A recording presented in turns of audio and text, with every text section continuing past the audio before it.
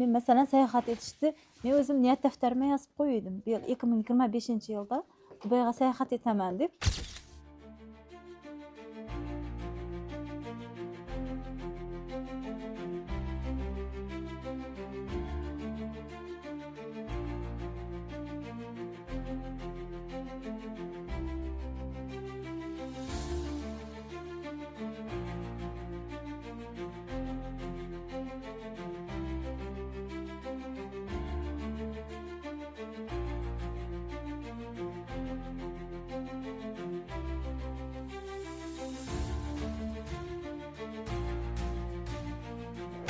Assalomu alaykum ayapa. Avvalambor bilet bilan tabriklimiz. Dubayga Rahmat. bilet bilan yetib olgan ekansiz.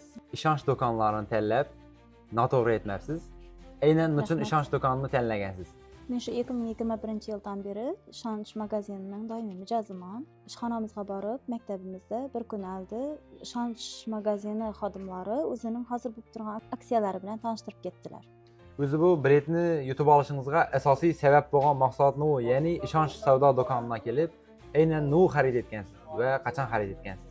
Men 19-oktyabr kuni kelib smartfon xarid etdim muddatli to'lovga va aksiya ishtirokchisiga aylandim. 20-oktyabr kuni shu ishonch do'konlaridan telefon urib, yutuq sohibasi bo'lganimda, Dubayga 5 kunlik bepul sayohat yutib olganim haqida aytishdi.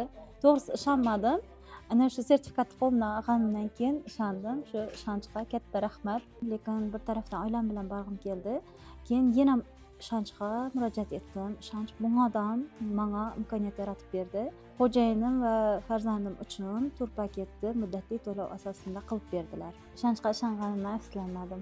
Mana sizning muddatli to'lovga xarid qilgan 2 dona tur paketingiz bo'ladi. Bunda sizga ishonch savdo do'koni tomonidan maroqli sayohat tilaymiz. Rahmat.